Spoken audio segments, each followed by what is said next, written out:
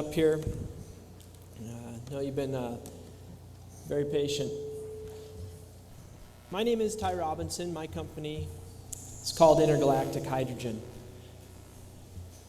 We work with American fuel vehicles. A lot of people call these alternative fuels or alternative fuel vehicles, but we like to make them mainstream, and if we were to keep calling them the alternative, they'd always be on the sideline. So we call them American fuel vehicles and keep the same initials. Right now my assistant's passing out a handout. It's kind of a guide of an introduction to 7 cleaner fuels that are available all over the country today. So, got a lot of feedback. See if we can do a better job here.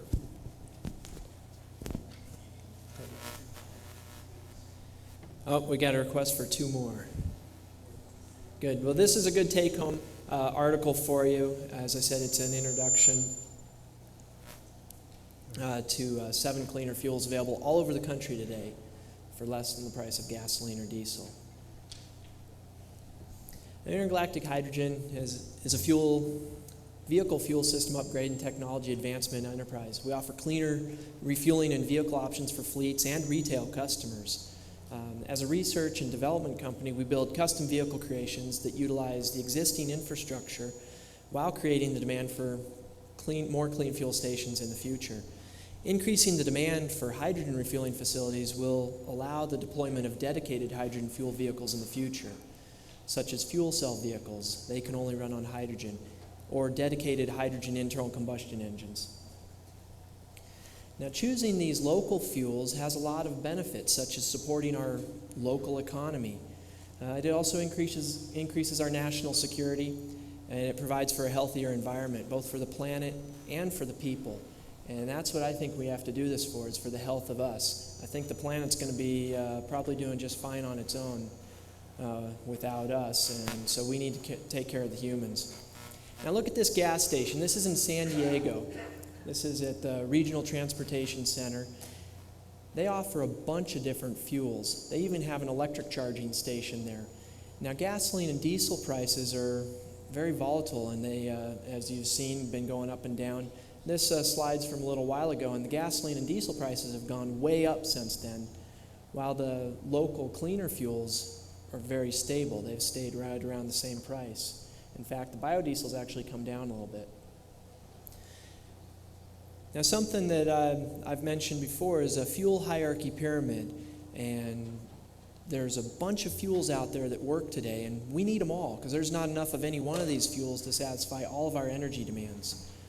So if we start down at the bottom there, those are the longer string, dirtier hydrocarbon fuels. As we go up and up the steps, they get cleaner and eventually more renewable, such as hydrogen, which we can make in hopefully an endless cycle if we're using solar energy to electrolyze water, or using other biomass means, other renewable energies to store that energy as hydrogen when so we can use it later. Another little sidebar is electric. Electric can be considered a fuel if we're running electric vehicles. There's a lot of different kinds of electric vehicles. There's neighborhood electric vehicles, there's battery electric vehicles, there's hybrid electric vehicles.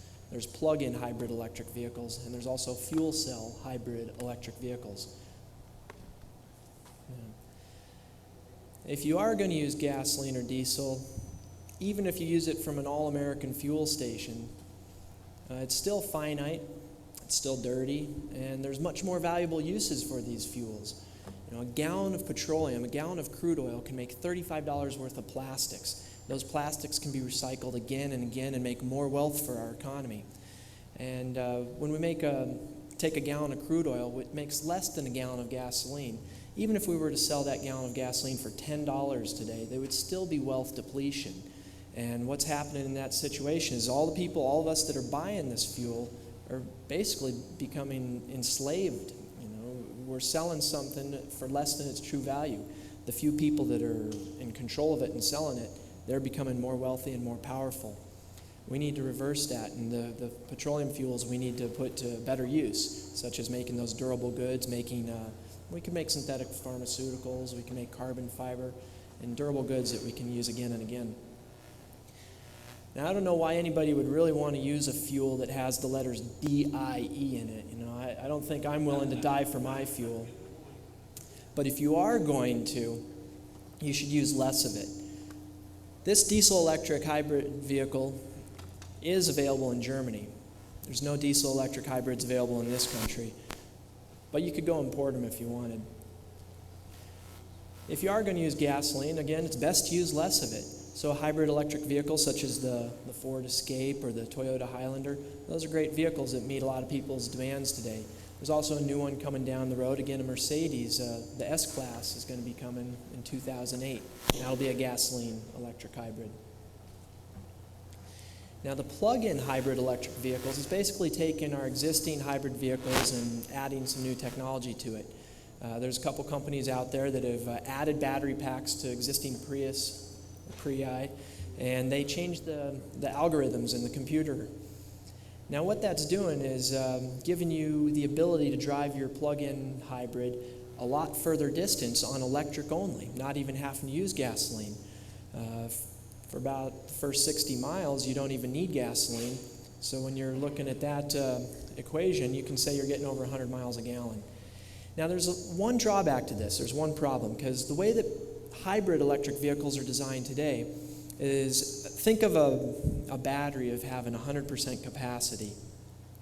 Now the hybrid drive today is only using about 5% of that battery capacity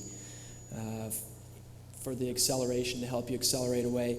Now that 5%, you're going to have many years of use out of that battery pack, about 20 years of use probably, before you get down to the last 5% of the capacity of the total battery pack. So that's how we're going to have these batteries last a long time, and the auto manufacturers are producing these and are very happy to do so. The people that are pushing for the plug-in hybrid electric vehicles, there's one important thing they're missing right now, and with the current battery technology, is that they're now opening up that battery capacity using 80% of it, about 80% of it. So now when you're flexing that battery that hard, you're going to be working a lot harder. Now your battery pack's only going to last about 3 years. And that can be a real bummer, because replacing the battery pack is going to have an expense for you. Today's batteries are, the battery packs are about $10,000, $15,000 to replace. And when you put in the lithium-ion batteries, you can be 12 to 20,000 or even more. Should switch mics. I think we're doing, hold on, let me try a different position here. There, that might be good. Great. Go ahead.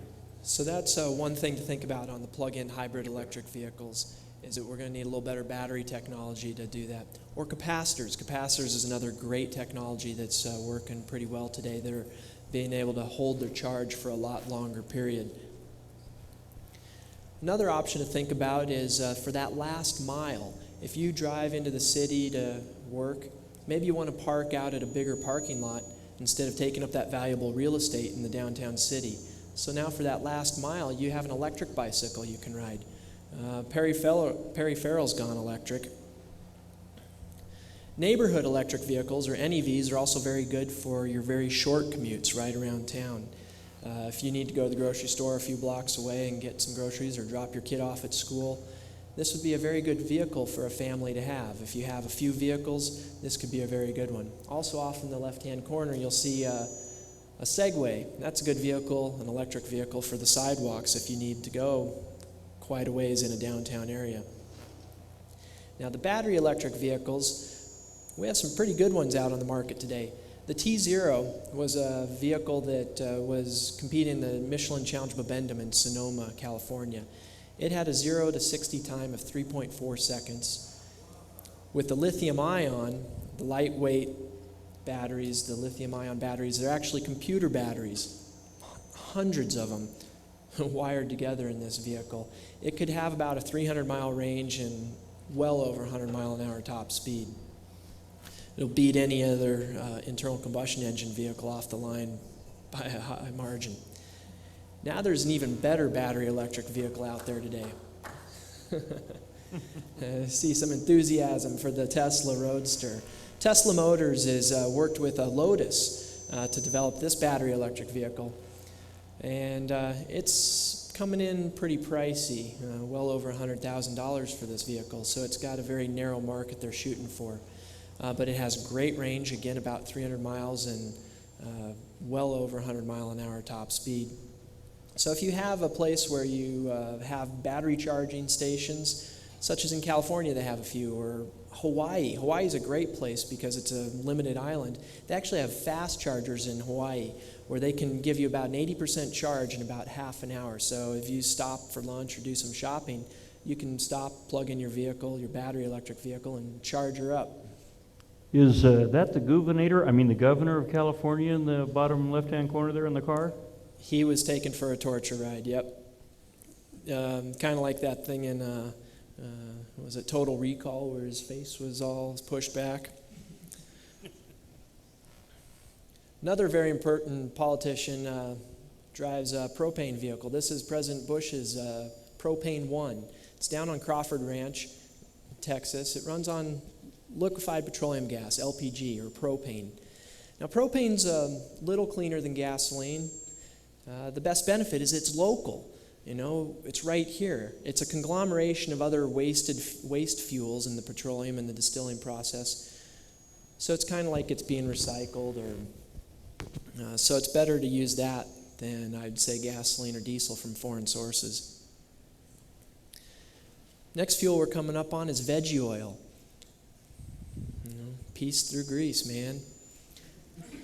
Straight veggie oil, or SVO, is just what it means. It's straight veggie oil, raw virgin oil from soybeans or canola plants, any oil-producing crop.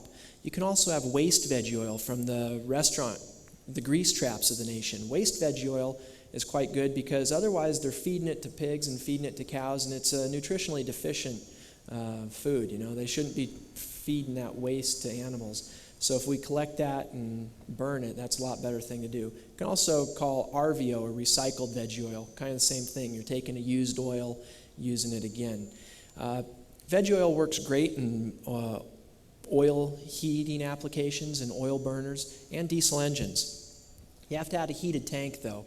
After you collect your restaurant grease, if you're collecting it from this site, it'd be kind of tough because it might be solid for you. You might have to heat it up before you could use it. But you'd have to filter it, get it down to 10 microns, get all the chunks out of it. Then you heat it and burn it. This truck has a heated tank in it using a coolant loop from the engine. So after they start up the engine, either on biodiesel or petroleum diesel, it takes 5 or 10 minutes, and you've got the coolant to come through this storage tank that is also insulated. That heats it up, gets it nice and warm and viscous, and then you can put a switch on the dash and switch over to the veggie oil. It does go through a marine grade filter there to get any last particulates out so it doesn't clog up the injectors. Now the next stage would be biodiesel. You can take that waste restaurant grease and you can process it into biodiesel. You can also use raw virgin oils or crops. Biodiesel is a great fuel because it can be blended with existing diesel, or it can be used straight on its own. You can see a trash truck up there using B20. A lot of snowcats use B20, but you can also use B100, which would be 100% biodiesel instead of 20% biodiesel and 80% petroleum. And you can see a jug of it there on the ground. Rudolf Diesel, who developed the compression ignition engine in the 1890s, he could use liquefied coal dust in his engine. He could use petroleum diesel, but he preferred peanut oil because for many reasons, because of promoting the agriculture of a country and increasing that economy. As we said, using biodiesel in, say, snowcats is a great thing because it keeps the air cleaner, which keeps the snow cleaner, makes faster snow for people skiing on, which keeps the water cleaner, which is really important because the ski areas are up at the top of the watershed and everything goes downhill from there. So that's a good place to promote this. Using B100 would be even better. But there are some cold weather characteristics we have to think about. Inherently, if you make B100 biodiesel, it's going to gel up a little sooner than petroleum diesel does. Now you can add some petroleum additives to that to bring the gel temperature down further, or you can also cold filter it. If you make your biodiesel and you run it through a very fine filter, you bring it to the cloud point, run it through the filter, get all the crystals out. Now you have a biodiesel that can work to -40, which is better than any petroleum diesel. Now, one disadvantage is you lose a little bit of the cetane rating that way, but biodiesel is a little slicker, works better in engines, so you don't notice that loss of cetane. Biodiesel does increase mileage of many vehicles. You get better miles per gallon. It's also cheaper, so you save some money. You save money on maintenance as well because it's cleaner, it keeps your oil lasting longer. So you have increased engine life. But another important thing to think about with diesel engines is idle reduction. They can't be running when you're not using it. No war required. It's an American fuel. It's used in an American fuel vehicle. Now, to make your own biodiesel at home, you can use waste grease or raw virgin oils. You need a little bit of methanol or a little bit of ethanol. Using ethanol provides better cold weather characteristics. You also need a little bit of lye. You mix those together, add a little bit of heat, mix it up. 2 days later, you've got biodiesel. You've also got some glycerin. That glycerin is best to be used as soap or some product. You don't want to just be getting rid of it, throwing it away. A little bit of the glycerin could be used as a compost on your garden. But if you are making biodiesel, don't consider the glycerin a waste. That's a valuable thing too. Another biofuel that's very prevalent in this country, you hear a lot of people talking about, is ethanol. Ethanol can be made from a variety of crops. It can be made from corn, it can be made from sugarcane, switchgrass. You can also make it from waste crops, which is a very good thing to do because it'd otherwise just be decomposing and rotting away. Now, I feel that if we're making biofuels from food crops, that's kind of morally unacceptable when there's still starving people in the world. So we should be using those waste crops. But another important thing to think about is right now, a lot of the corn that's grown goes to feed cows and feed pigs. And there's a lot of wasted material in there. It's kind of like extra material. It bulkens them up. It's harder for them to digest. So if we take corn and we mash it and make the brew and make it into alcohol, make it into ethanol, we also get a feed that's much better. It's healthier for the animals. So we're still getting the food out of it for the animals, and we're getting the alcohol out of it. If you combine the ethanol production in a energy park where every industry is shaking each other's hands, using each other's waste, it becomes quite an efficient operation because you also make a little methane during the process. So put that to the power plant and burn it to make some electricity. You also make some CO2, so you can bottle that and sell that. Ethanol can be used straight, can be used as E100 or 100% ethanol in an engine that's designed for alcohol.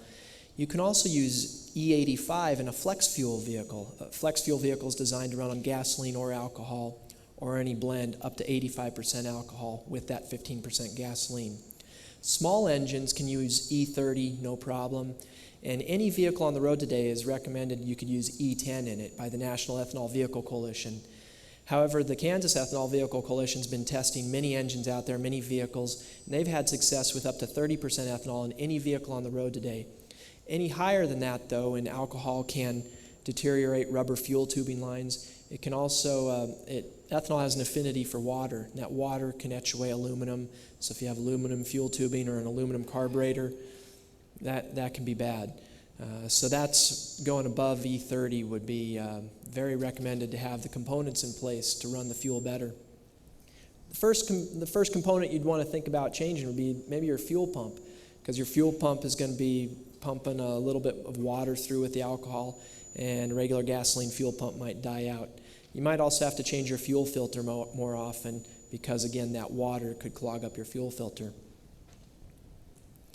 Now, a flexible fuel vehicle, there's tens of thousands of them on the road today, but there's only a few hundred filling stations. So we do need more of this fuel because right now there's lots of vehicles on the road today and people don't even know, the drivers don't even know that they can use this fuel in their vehicle.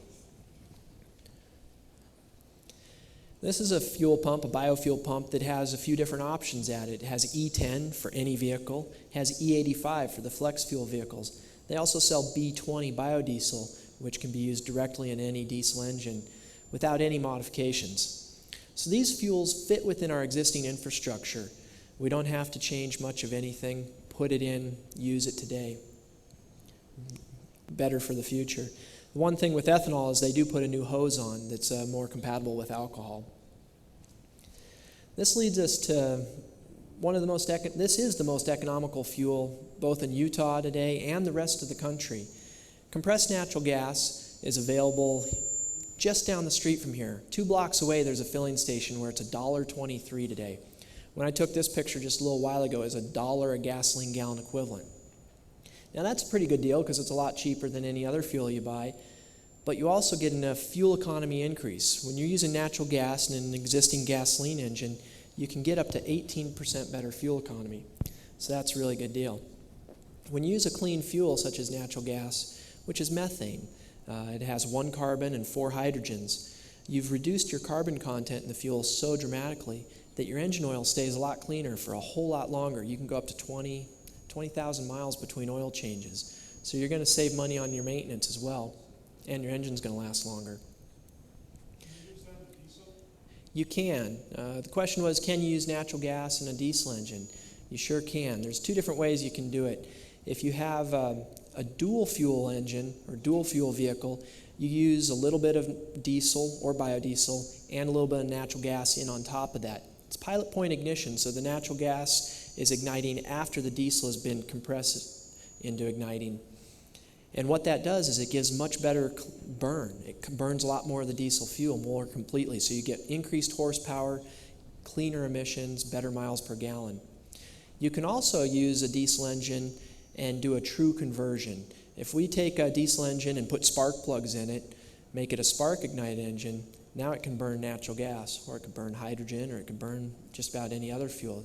Ethanol would be great because all those fuels, hydrogen, natural gas, and ethanol, like a higher compression. So the high compression of a diesel engine is great to run those fuels through. Otherwise, compressed natural gas is for natural gas vehicles, or NGVs.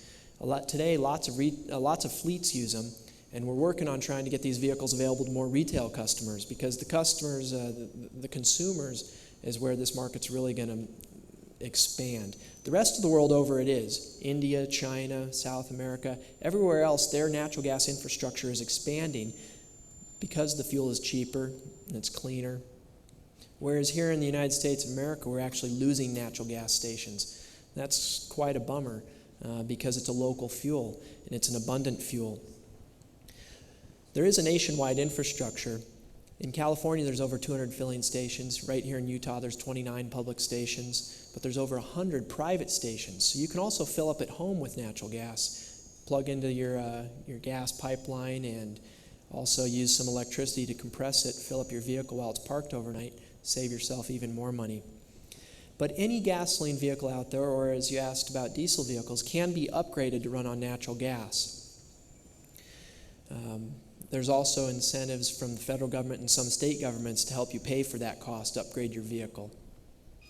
So that makes it very economical, makes that the payback time even quicker. Here's an example of a bi-fuel, compressed natural gas or gasoline engine. If we start with the gasoline engine, we can put another set of fuel injectors on there to utilize compressed natural gas, but we can still retain the ability to use gasoline. Now this is a sequential multi-port fuel injection system where we've added 8 more injectors to this V8 engine. We have existing kits for all the domestic manufacturers, and we've also can develop engine kits for other foreign manufactured vehicles, because any engine can run on natural gas. With the existing kits we have, they're available for sale, and you can buy them and install them yourself, but it's best if you have somebody that's proficient with compressed fuels and compressed gases and mechanics to be able to install this. Now, we also do some technology development. We'd be willing to share technology or license technology if you want to develop new engine platforms that don't currently have a kit for them. Natural gas, there's a lot of different forms of it. Most of it, what we think of is methane from found underground sources, usually from you drill a well, you get some methane out of it, and that's your natural gas. That's what fuels our homes and fuels some power plants. Well, methane can also be from biosources. It can be a biogas from decomposing matter, or digester gas. You can take pig manure, put it into a digester, and get the methane off of it. Use that methane to power the farm tractors and, again, plow the fields and feed those pigs to have them keep producing you more fuel. So again, I'd say there's two types of methane. There's the finite kind and the renewable kind. But even that finite methane reproduces itself very rapidly underground. And methane, if we don't collect it and burn it and it escapes into the atmosphere, that's a pretty bad thing to do, because methane it holds in the heat, and it's about 22 times more potent of a greenhouse gas than carbon dioxide. So we can actually be doing more good if we collect this methane from our sewage treatment plants, our landfills, our feedlots, collect that methane, get it in our vehicles, or burn it in a generator to make electricity or a turbine. That fuel is very valuable, and it's much better to burn it than to allow it to escape. Now, natural gas vehicles are leading to something newer and better and cleaner. So I love natural gas because it's paving the highway to hydrogen.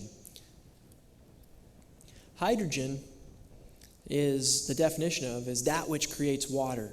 You can get hydrogen from many different sources, but once you have that hydrogen, it's very valuable to us because there's so many different uses we can use it for.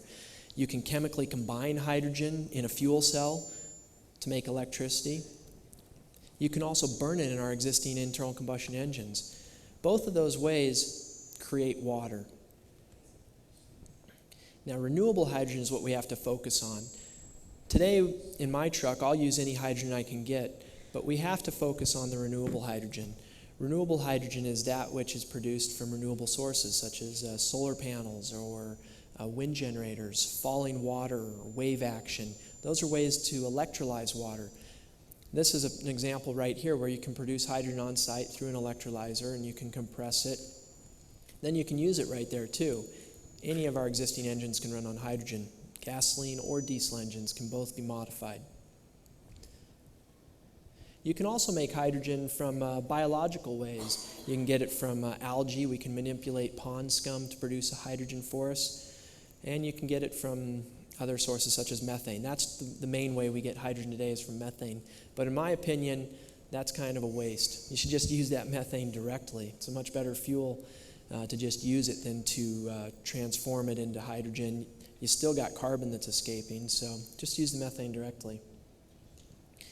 Now, here's an advancement in hydrogen production that's, I think it's quite exciting. It's direct-to-pressure electrolysis. Because when you take a molecule of water and you split it, the hydrogen gas takes up 40 times the volume as that water did, as that liquid. So if you can do your electrolysis in a contained or pressurized system, you're actually going to make pressurized hydrogen. You can make up to 10,000 psi hydrogen just from the electrolysis. By doing that, you skip the compression step, so you're saving energy. You save the noise. You don't have the noise of a compressor. You don't have the maintenance or reliability of a compressor. As well, you increase the efficiency of the electrolysis process dramatically, because under pressure, with a little heat or pressure, the bubbles are actually smaller on the anode and the cathode, so you produce a lot more fuel at a much quicker rate. Once we have that hydrogen, there's a lot of great ways to use it, as I've said before.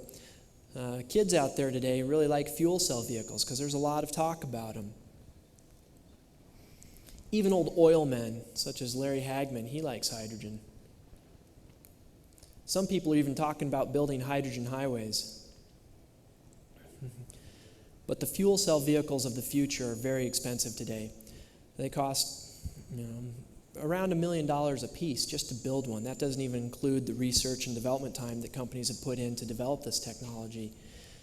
And they're dedicated fuel vehicles. So you're going to have a lot of hydrogen stations to be able to drive these anywhere you want. So today what makes sense is a multi-fuel vehicle. If you have your internal combustion engine and you modify it so you could use hydrogen, or you could use natural gas, or you could use ethanol, or you could still use gasoline, now you're in charge, because you get to choose the cheapest fuel when there's multiple fuels available at a pump site. You also get to choose the cheapest fuel, but you also get to choose whatever fuel is out there. In the Midwest, there's a lot of ethanol, so you can fill up with ethanol. Or in the natural gas states, fill up with natural gas. And where there are hydrogen stations today, there's 19 in California you can fill up at. You can use hydrogen. Now, the world's longest running hydrogen vehicle was built by, I believe this to be so, is by Roy McAllister. This vehicle has over 200,000 kilometers on it, and it has had zero oil degradation. It's burned nothing but hydrogen through it, and never had an oil change. The oil's been drained, some samples have been taken and tested, but a little oil is added because the engine does use a little bit of oil, and the filters are changed every 50 to 100,000 miles. So he's had a couple of oil filters and added a little bit of oil. Now, the world's most fuel-efficient hydrogen vehicle is a little fuel cell vehicle, and it's basically an enclosed bicycle. This vehicle went, I guess, downhill. Was it from Hamburg to Innsbruck and then on down, I think, into Spain? Went 100 kilometers on 100 grams of hydrogen. That's pretty cool. Now, I show this because there's a lot of good examples. There's some flexible solar panels up on the tent. You can barely see, but that flexible PV is a great way to make hydrogen. There's a fuel cell lawn equipment in the background. And this Hydrogen Cobra is the world's second fastest hydrogen car. It's kind of expensive, and it has a limited range of about 30 miles. But if you want to burn rubber instead of burning gasoline, this is the car to do it in. Here's the world's fastest hydrogen vehicle. BMW set 9 records back in 2004 with this vehicle. It uses liquefied hydrogen as its fuel, and it is a dedicated 2-hydrogen vehicle. Now, if you notice the date on that, September 19th, 2004, that's kind of significant. Because on a test run, I took my 4-wheel drive vehicle, I took it on a hydrogen run up to Bridal Veil Falls. If many of you know about Tesla, Bridal Veil Falls is where he put in the world's first AC generator off of the falls. We did this as a test run to see if we could go a little higher, and we did. As you see, this was 4 days before BMW set their records. I think they got a little scared when we were doing this, so they went and did theirs. Now, my company was created with my father and I. We created Intergalactic Hydrogen to provide cleaner fuel vehicles for people. We had some great success a few years ago. 2003, we led Dennis Weaver's Drive to Survive from Santa Monica to Washington, D.C. We did that using a little bit of hydrogen every mile of the trip. It was a cross-country experiment. We ran on pure hydrogen. We ran on blends of hydrogen with natural gas. We hydrogen-boosted ethanol, and we hydrogen-boosted gasoline. And when we did that, we had so much overwhelming response that we thought that, hey, this might be the time. You know, so many people want this that maybe we should go into business and start providing these vehicles for people. So we thought up of all the different ways we could help people save money on their transportation expenses, and we came up with a list of all the fuels that are available today. And we work with all those fuels because they are cheaper, and this list provides some of the options we provide, and we're going to go through them. Now, my vehicle was a prototype. It was built just to prove a point, that there is hydrogen all across the country today at industrial gas supply shops, and any internal combustion engine can burn hydrogen if you want it to. This system is it's open loop. It's a manual system. It's a little problematic. You have to fine-tune it, and I can't just let anybody go drive this vehicle because you got to know how to do it. But it utilizes a zero-pressure diaphragm and an all-in-wonder regulator unit up in the corner under the hood here. This takes 3,600 psi hydrogen or natural gas in, 4-stage regulator down to atmospheric pressure in the zero-pressure diaphragm. This vapor hose then sucks the fuel in by this venturi.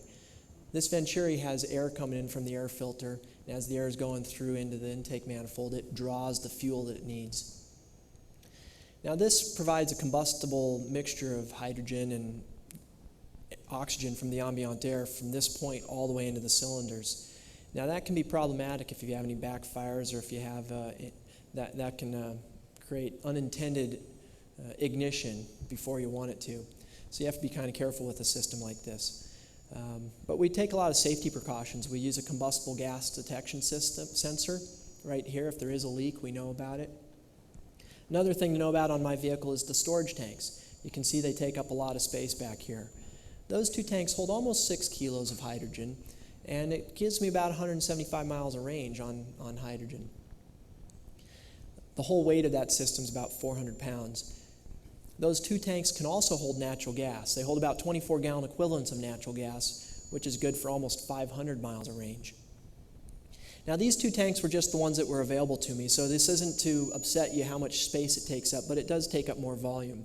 We could get longer, skinnier tanks and put them along the bed of the truck, or we could put them underneath the pickup bed and still get the same storage volume. So that doesn't have to be the only solution. But when this is an aftermarket thought, that is one consideration. That's basically the only thing you're going to lose is some cargo space. Whereas our intentions are to build these vehicles from the ground up. If we're building them around the fuel tank that we want to use, then that's not an issue anymore. In fact, we could even use the frame rails as the storage center, as the storage tank for fuel. There was a question about is there an explosive problem with hydrogen? And I'd say absolutely not, because it's pure hydrogen that we're storing. Pure hydrogen is very stable. And hydrogen's not explosive, it's only flammable. It becomes very flammable, though, as soon as there's any oxygen. It has a very wide flammability range between about 7% and 87% oxygen. Hydrogen will combust. Because of that wide range of flammability, it's very easy to make hydrogen burn in an internal combustion engine. But now you have to very finely tune it to get good emissions. If you're burning very rich, it's going to be hot and you're going to produce a lot of NOx, and people in non-attainment areas, they don't really like that because that NOx then turns into ground level ozone. You breathe that ground level ozone, it oxidizes your skin, oxidizes our lungs, oxidizes, you can see it in the rubber on tires and the bumpers, that white film on the plastic and the rubber. That's oxidation from the NOx. And we don't want to produce that. So we burn hydrogen very lean to get a clean burn and not produce any NOx. But hydrogen can be, I guess, explosive if it's contained in a container with oxygen. Then you can get a big boom out of it. This is a hydrogen to natural gas vehicle upgrade. Taking an existing natural gas vehicle such as the Honda Civic GX, we can very easily upgrade that to run on hydrogen because it already has the compressed fuel storage and the fuel delivery system. We do have to replace some of the components, though, to make them hydrogen compatible. This system can allow the vehicle to run on pure hydrogen or pure natural gas or any blend of the two. Our hydrogen boosting system can work on a gasoline engine or a diesel engine, spark ignited or compression ignition engine, and it helps more completely combust the fuel.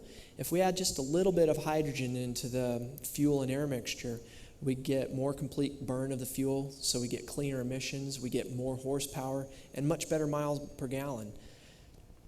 This was a green Hummer project. It could run on hydrogen or natural gas, veg oil, or biodiesel, and it used pilot point ignition or fumigation.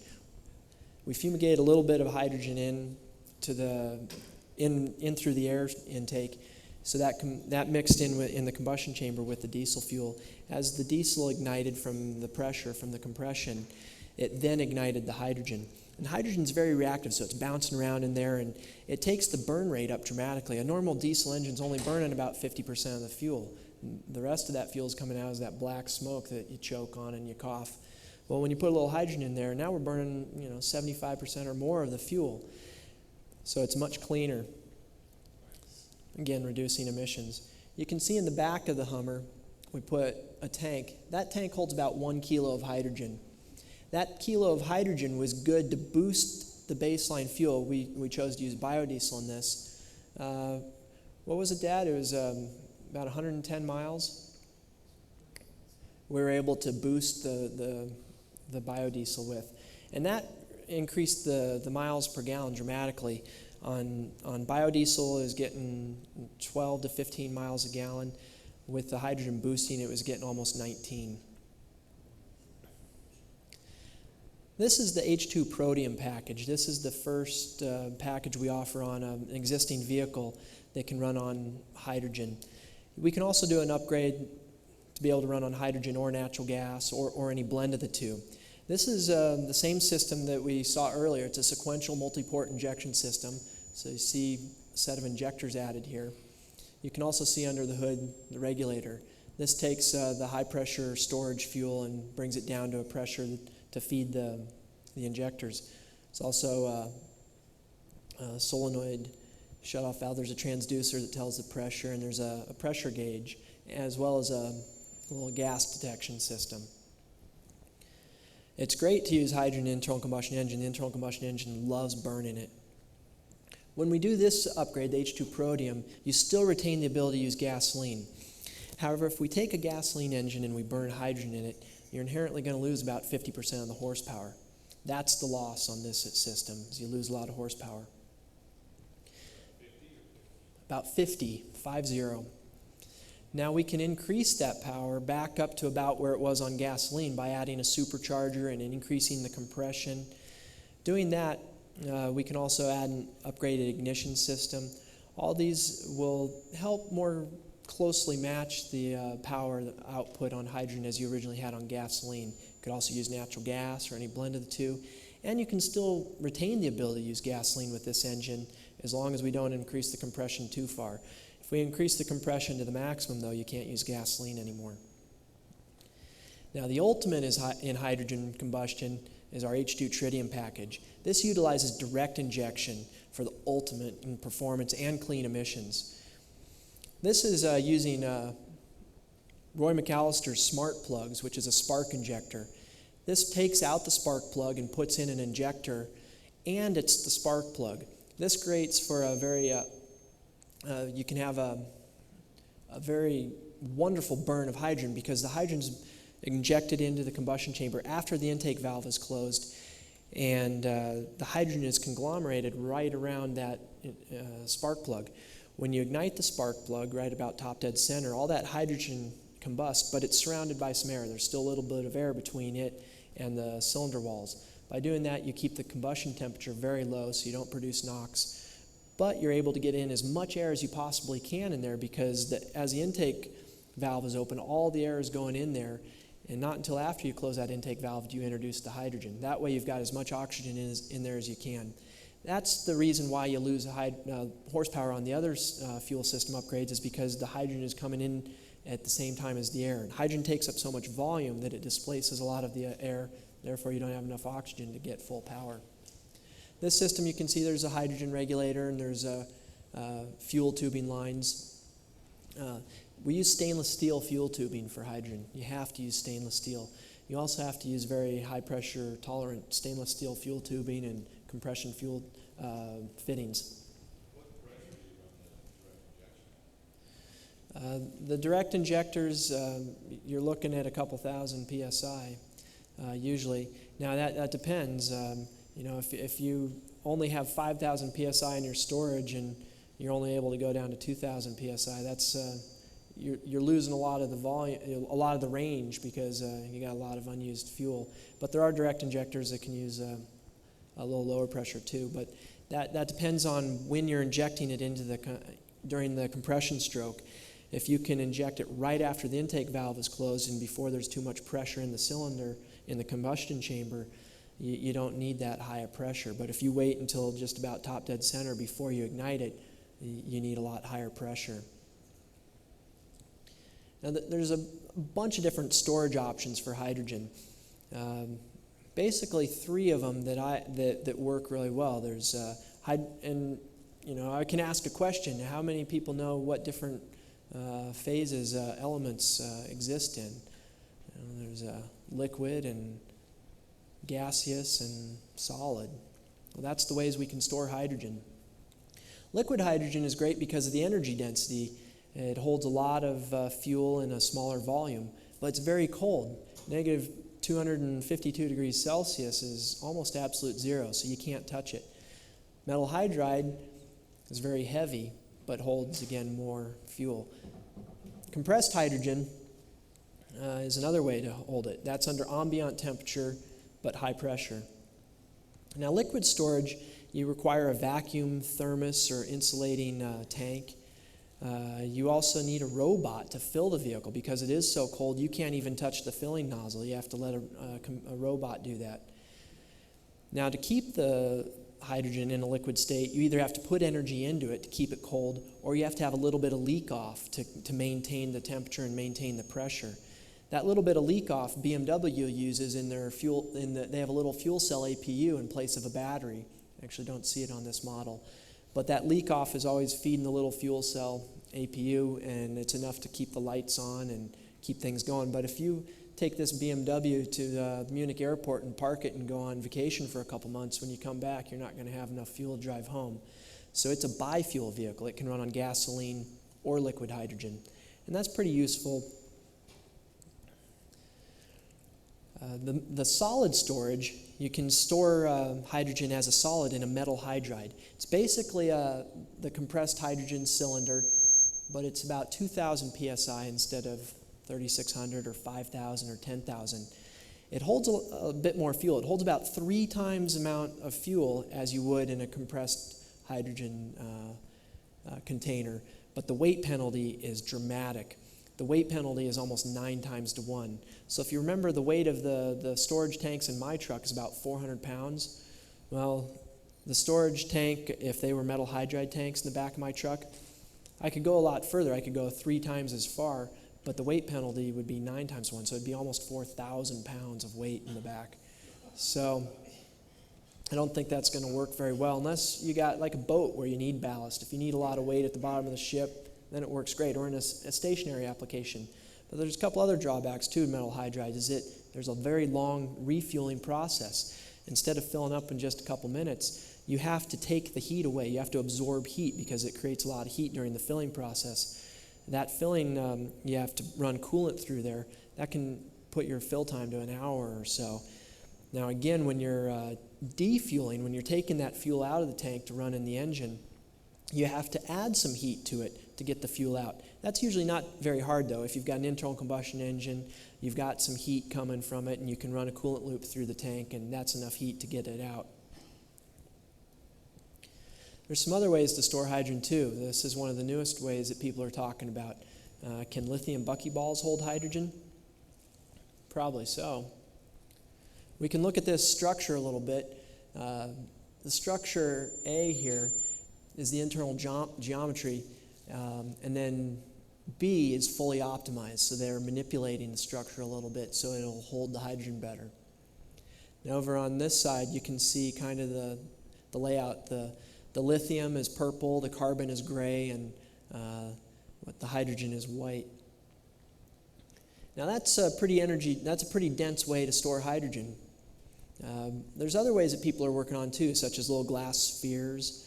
Another way is carbon nanotubes, but the longest carbon nanotube they've made is only a couple inches long, and you're going to need miles and miles of it per each cylinder for each vehicle if you want to store it in that way.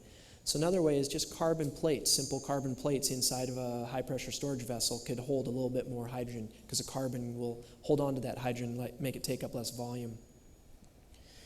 Today, the industry has predominantly chosen compressed hydrogen gas, though, because of the successful track record with compressed natural gas. There's different pressures available, 3,600, 5,000, and 10,000 psi.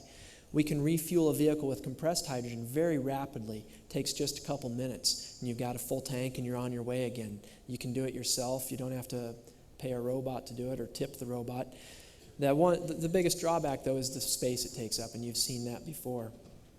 The space on the Hummer there's 3 tanks in the back there.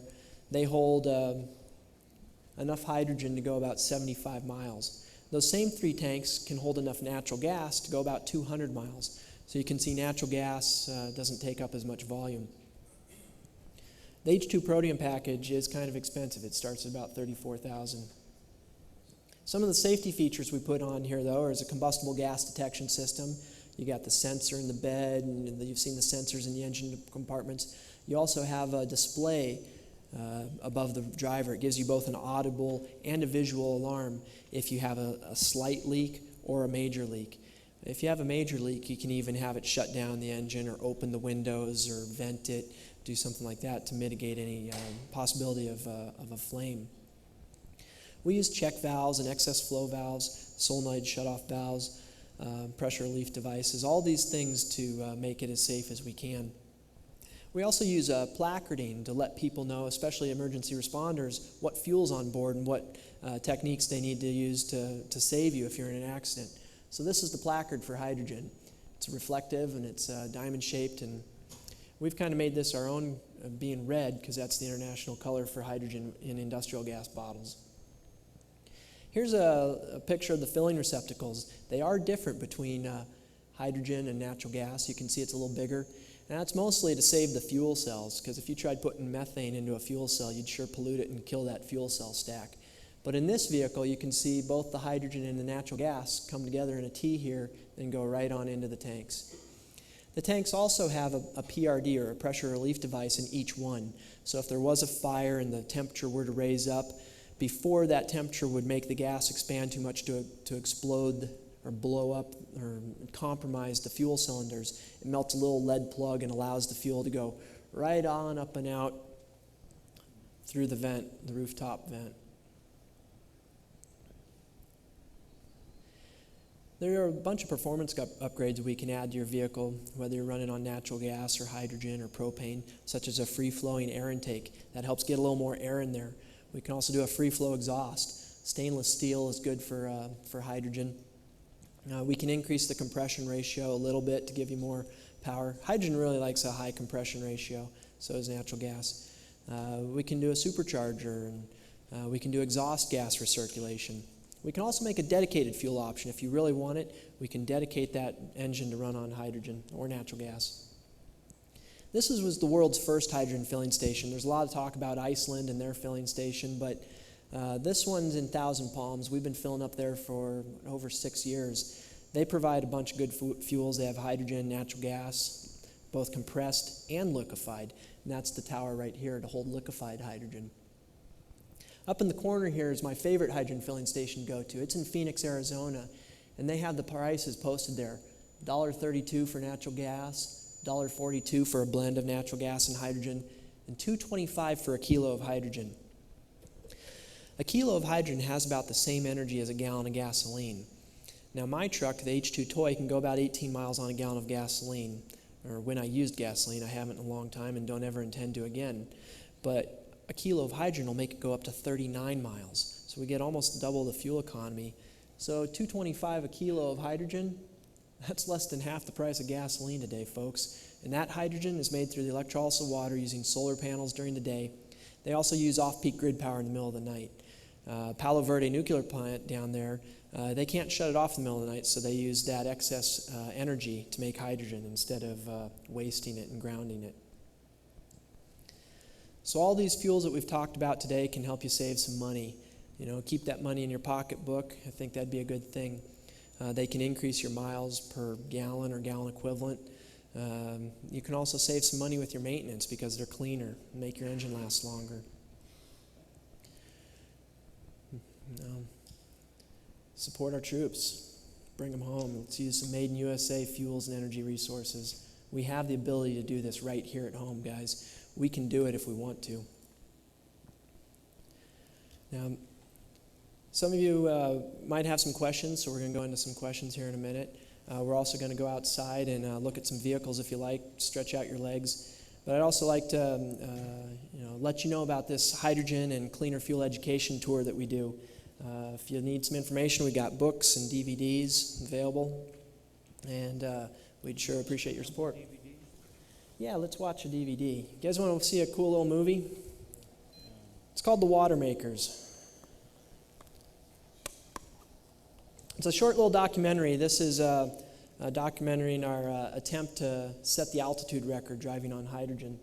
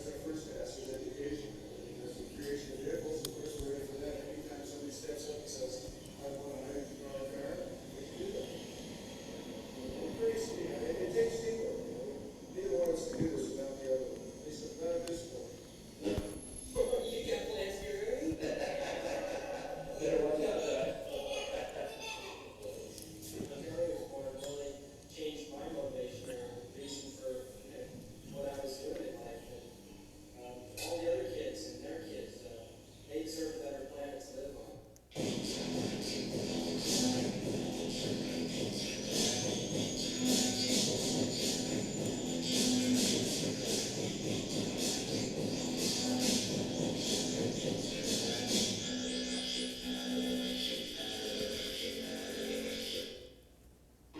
We're here in Colorado on Main Street with Tai Robinson, who built the ElectroGravitation Toyota Tacoma behind us. It's a multi-fuel vehicle that can run on unleaded natural gas, ethanol, or what we're going to do today is fill it up with hydrogen. This is the highest altitude electric refueling ever. You'll be able to hear it.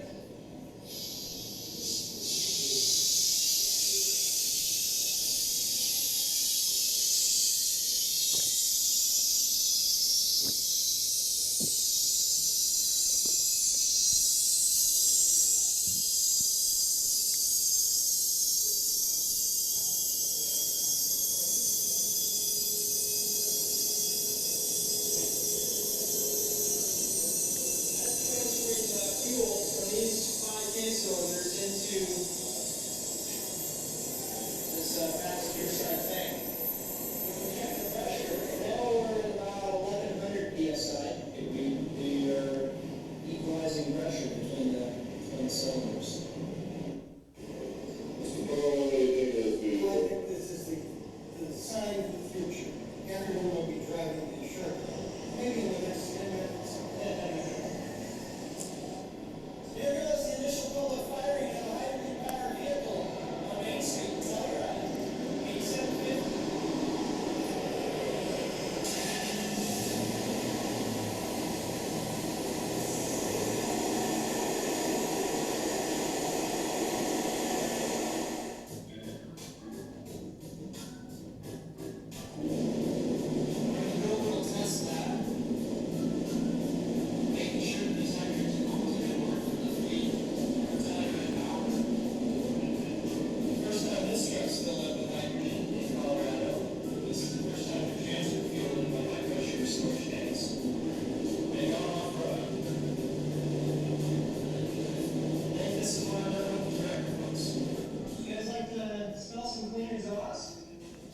Yeah, check out the tailpipe. It's just water vapor coming out.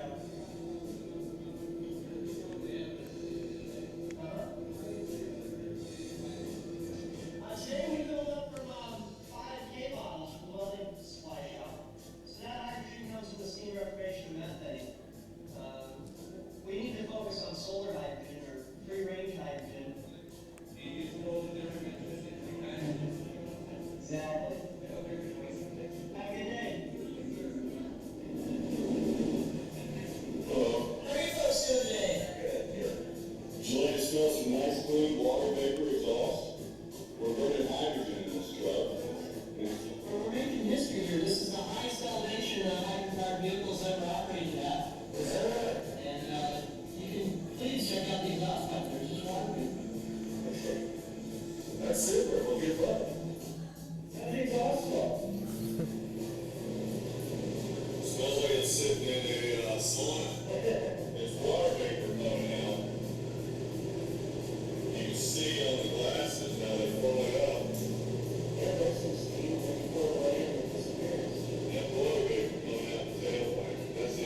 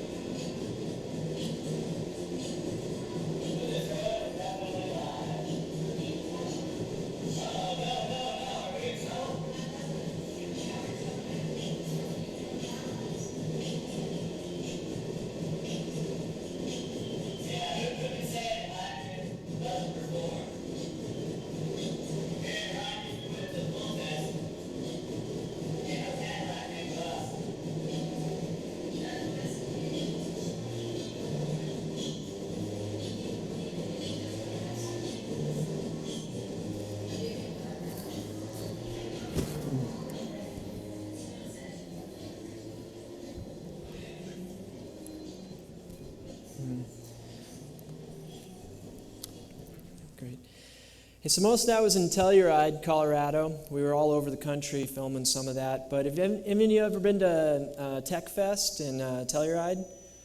That's a pretty good one. Technology festival out there. They've got some great devices. That's where all the pictures from the slideshow came to of the Tesla coil.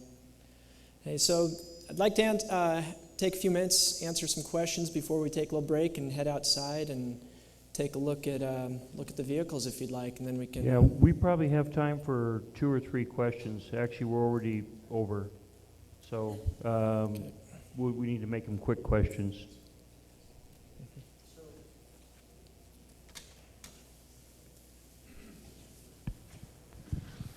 Now, you mentioned when you convert to pure hydrogen, you lose 50% of your power, but you were saying earlier that when you run your vehicle on pure hydrogen versus gasoline, you get looked like twice as much gas mileage. How does that work? Well, you're right. You lose the power because of the volume that hydrogen takes up. So if your hydrogen is coming in through a venturi or through a port injector, it's displacing air, displacing oxygen in the air. So you don't have as powerful of a boom for each ignition. But hydrogen has some great effects in the internal combustion engine. When we burn hydrogen in the internal combustion engine, we really increase the thermal efficiency, almost 40% thermal efficient. We're also increasing the mechanical efficiency because normally when a cylinder is going up and down and it's compressing the fuel with gasoline in it, you ignite the spark right here and the piston's still fighting through that explosion before it can be forced down and give you that power stroke. On hydrogen, when it's compressing the fuel, you wait until top dead center, right around there or just after to ignite the spark. So when you ignite the fuel, all the explosive force of that fuel goes into the downward motion or the power stroke of the piston. So we get more mechanical efficiency increase as well as I said, a thermal efficiency increase.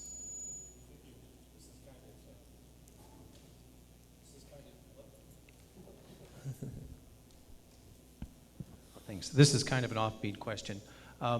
Several years ago, somebody wrote a book called Manifold Destiny, and what they did was they took chicken and put it inside aluminum foil, put it on the top of the manifold, drove 100 miles, turned it over, drove another 100 miles, and had a wonderful roasted chicken dinner. Have you ever tried putting like vegetables in the back of the exhaust pipe and steaming them? I haven't heard that one before, but yeah, I know that book. My dad used to take me on road trips, and we'd throw our food on the engine and a Volkswagen Bug, and we'd eat a little bit later. We have thought about taking the exhaust and routing it into the vehicle, though, because that would be a little healthier for you when you're driving through the pollution in Los Angeles.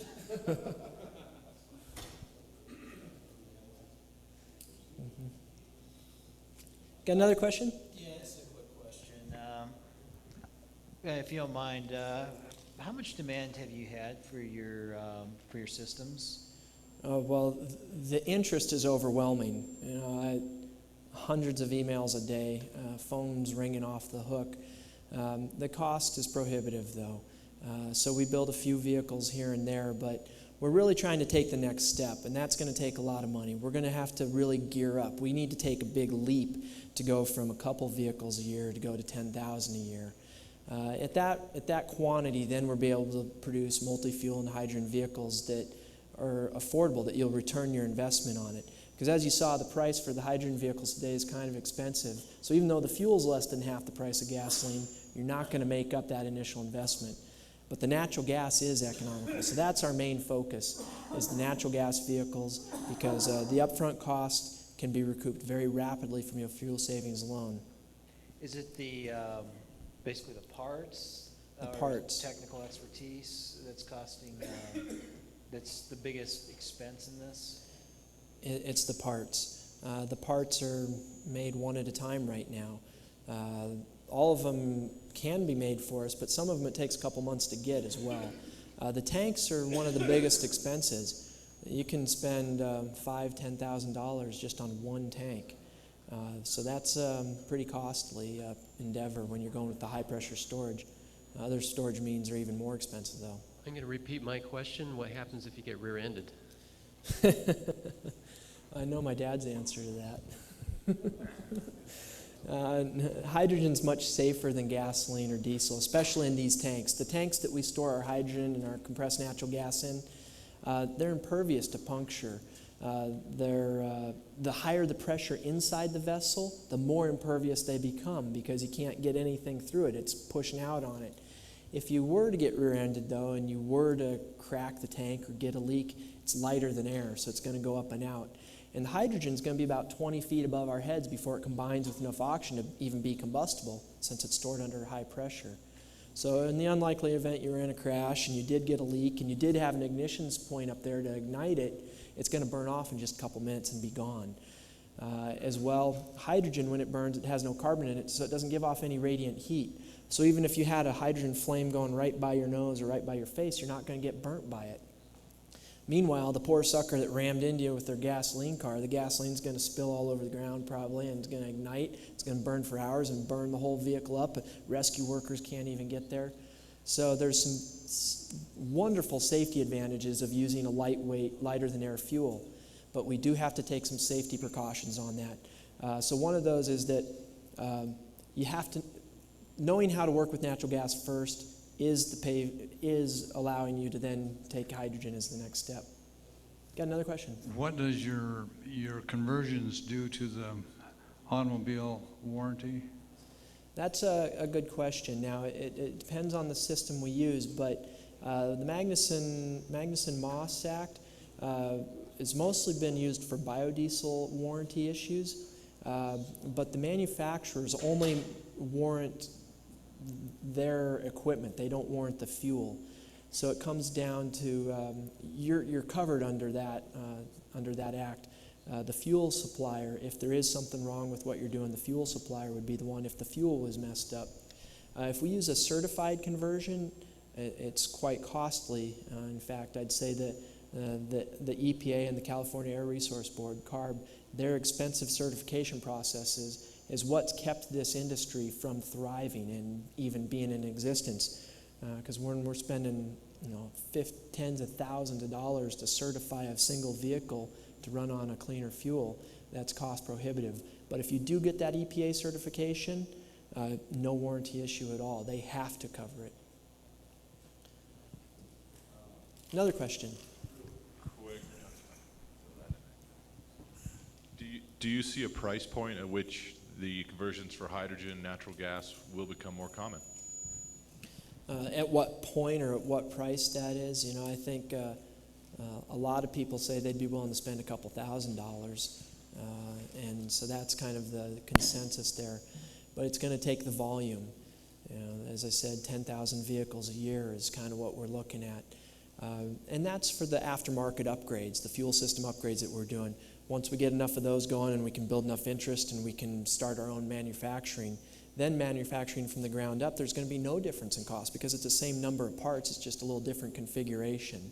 So building them from the ground up on the assembly line, then there's hardly any difference in cost. Mm-hmm. Yeah, let's take a break, we'll head outside, look at these vehicles, and answer some more questions. Stop tape. I just met with a guy in Washington about a month ago. They've now got carbon nanowire. I met with a guy in Washington.